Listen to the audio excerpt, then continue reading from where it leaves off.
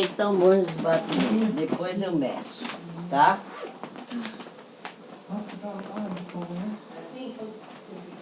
Tomou café?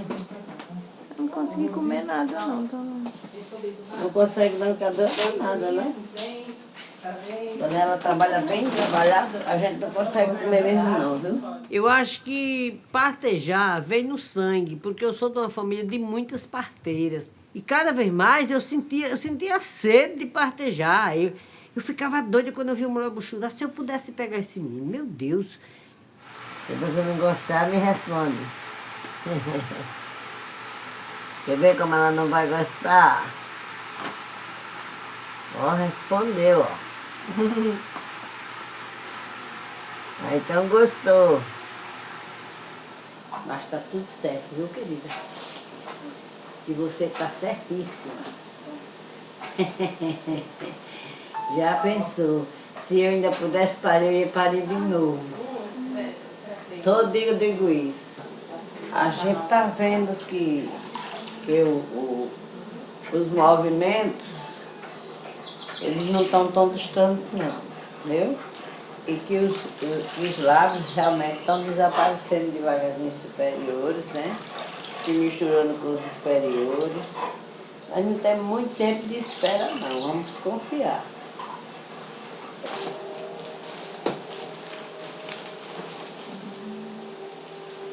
Com quantos anos a senhora assistiu o seu primeiro parto? Uns 16 anos, né? Eu fui chamada. Ela me chamou pela janela. Aí eu escutei, foi uma pessoa dizendo, não vai não, que aí tem uma mulher de mau jeito. Eu digo, agora eu vou saber que mau jeito essa mulher tá. Aí quando eu fui chegando, aí ela foi, olha como é que eu tô. O menino já vinha com a cabeça, eu digo, se sente aí na cama depressa. Quando ela se sentou, eu disse, faça força que ele sai. Ó, ó. Quem foi que disse que tinha que fazer força? Se essa aguinha estiver te incomodando, eu paro. Mas se for boa pra ti, eu continuo. Eu já vi assim o menino com a cabeça de fora, o problema era passar o braço, eu fui meter o dedo aqui debaixo. Quando eu fiz assim, o menino, pronto, segurei, pegue seu menino, pelo amor de Deus, e agora, meu Deus, o que é que eu vou fazer? Ela disse, agora você vai pegar uma tesoura que tem ali, já cozinhando no fogo, e um cordão e vai cortar.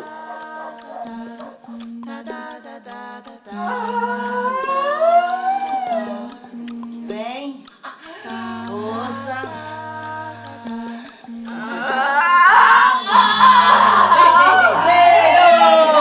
Meu Deus, meu Deus. Isso, filha. Isso é que é bom, viu, mãe? Mãe, eu te amo, tá? Eu amo vocês. Eu nunca vou parar. Porque se eu estiver arrastando uma bengala, eu ainda quero que leve Donana para se sentar no chão e partejar.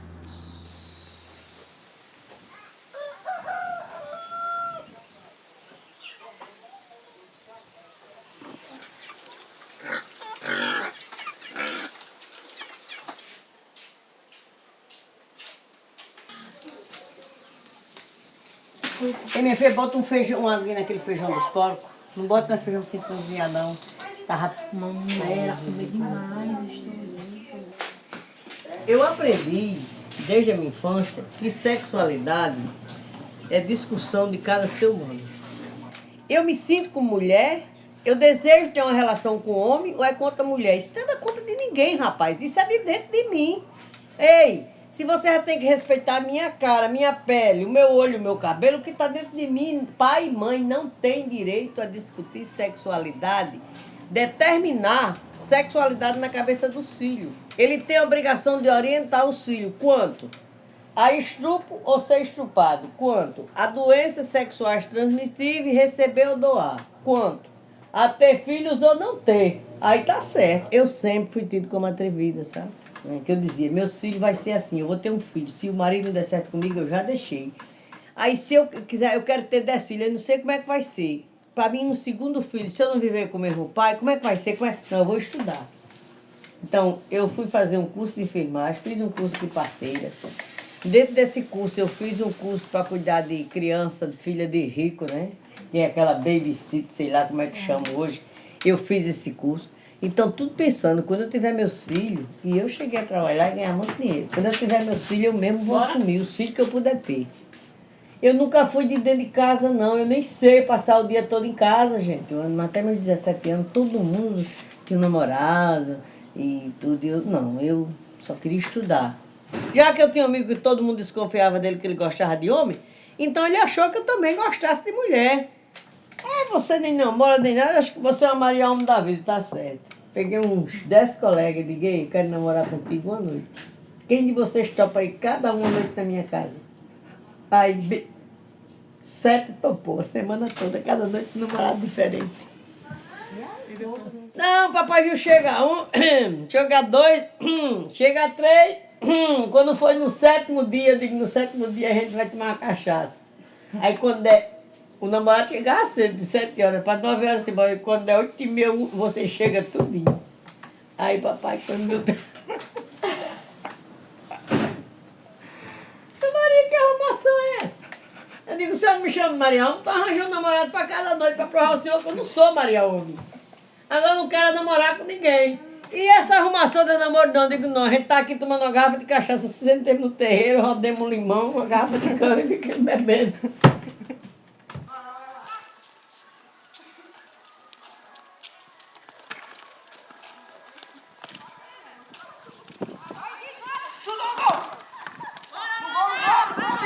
Sempre quando o pessoal adianta pra chamar ela pra fazer parto, eu sempre deixo alguma coisa de lado e vou... Deixo as coisas, né, que eu gosto de fazer e vou ajudar ela. Mas quando você disse deixa de fazer alguma coisa que eu gosto, isso te magoa, não? Não. Aí o que pena que eu não posso ir junto, né, que tem as 3 bebezinhas. Aí se eu pudesse ir junto, eu já ia também. O da mais velha, a gente... Foi super tranquilo. Agora só que ele foi pro hospital de manhã, tive ela de noite. Mas da outra foi bem rápido. A gente ficou fazendo os exercícios em casa. Aí fui pro hospital porque não tinha como ela fazer o meu parto, porque ela ia pra uma reunião. Aí não podia faltar. Eu disse, não, tranquilo, a gente vai pro hospital. Mas foi rápido, foi de repente, de Maria Eulália. Agora o de Milene, eu sofri um pouquinho. Foi bem... Pela vista que eu tava, a gente tava tudo pensando que ia ser cesárea, mas na hora a menina nasceu normal. Aí ela Bia, você não fica chateada de não ter tido as meninas comigo? Eu disse, não, mãe, mas o quarto vai dar certo, dessa vez vai dar certo.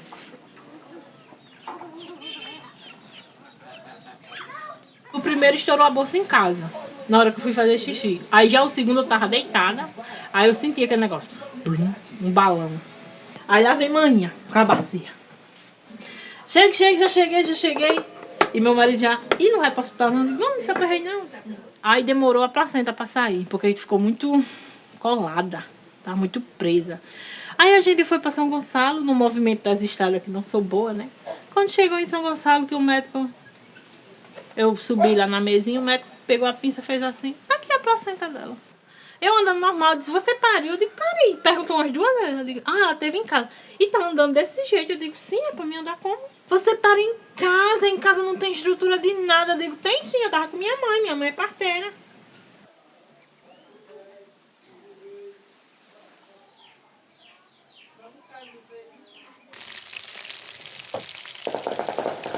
Viva Nossa Senhora da Conceição, Santa Luzia.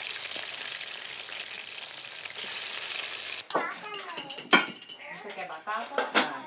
Então, peraí, deixa eu mamãe sentar com você e coloca. Vou botar pouco Você comida sente? pra Zé, que quiser almoçar. Galera, se vocês não estão gostando de alguma coisa, vamos sentar isso aí, mas vamos levantar o cara.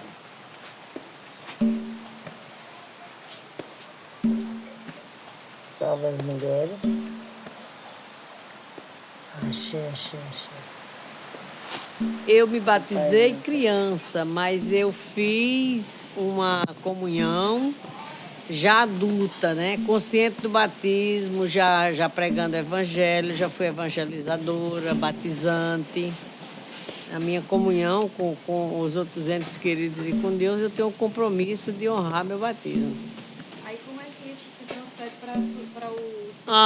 Não tem diferença. Segundo o Espiritismo, ninguém pode fazer para alguém que não quer que faça para a gente. A Igreja Católica está dizendo, não feris o teu irmão, não roubais, não matais. Só não tá, a recomendação só não tá para nós mulheres, né? Mas o homem não desejar a mulher do vizinho. A mulher não tá escrito, não. Não casei com ninguém, não, gente. Me casaram. Eu fui reconhecida como união estável depois que meu marido morreu. Eu nunca me casei, não.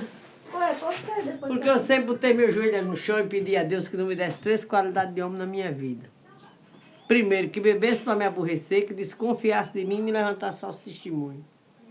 Então, se o casamento fosse com desse, eu não queria nunca fazer o sacramento. Tá aí como eu sou ruim? Se você não topa pro resto da vida e nem tem certeza se dá para viver ao lado de alguém, não se case. Casamento não é coisa para acontecer hoje, desatar amanhã, não.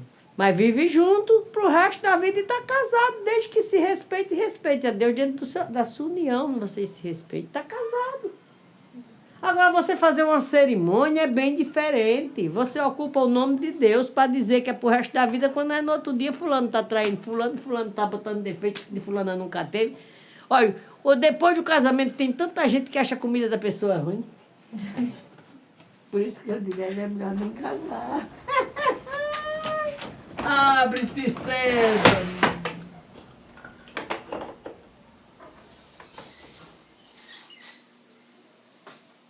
Nós somos um município tradicional de partidos. Entrou uma prefeita que colocou essas pessoas que já tinham esses dons e já viviam envolvidas, faziam curativo, limpavam o umbigo, cortavam o umbigo, aparavam o menino.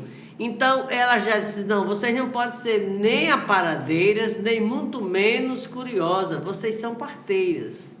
Mas aí a gente fez uma capacitação pelo Ministério da Educação e saímos de lá ponteando, costurando, se necessário, mas não para ir para hospitais, para ficar dentro desse município. Esse foi o que nasceu 18 dias atrasado e ia matando a mãe, ainda desceu do berço no dia que nasceu, quase matou a parteira. Eu passei o final de semana todinho no sol quente, levando ofício, porque nós precisamos envolver mais gente.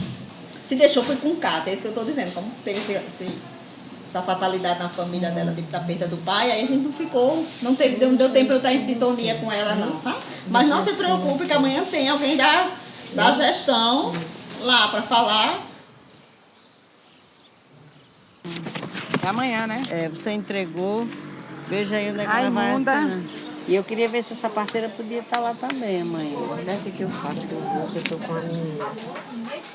É com a menina parida? Estou com a menina parida, eu disse aí, a outra tá esperando. Ai, mas de qualquer maneira... Está no regulamento que o Fundo Municipal de Saúde, ele tem que ser administrado. Primeiro, ele passa pela questão orçamentária, né? E ele tem que ser administrado Secretaria de Saúde, Conselho de Saúde, que é a representação do usuário, né? E por que não esse fundo está repassando dinheiro para o hospital filantrópico, que é o que o próprio município não pode estar lá dentro assistindo, intermediando e questionando a administração desse trabalho, hein, gente?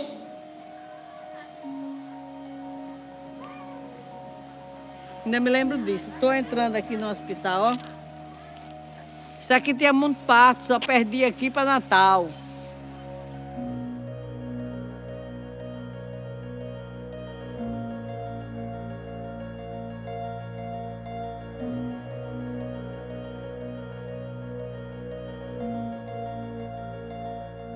As parteiras aqui não auxiliavam ninguém. Elas faziam os partos delas por conta delas mesmas.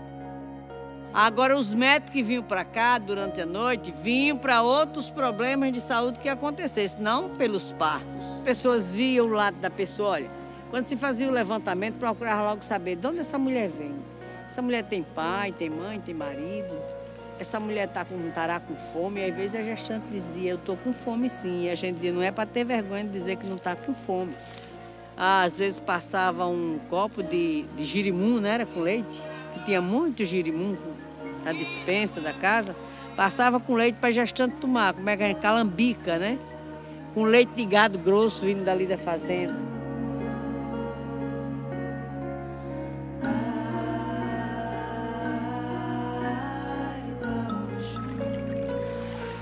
Eu não gosto de passar para cá, eu não passo para cá olhando, eu viro o rosto para o outro lado. Porque isso aqui foi uma questão política que derrubou esse hospital.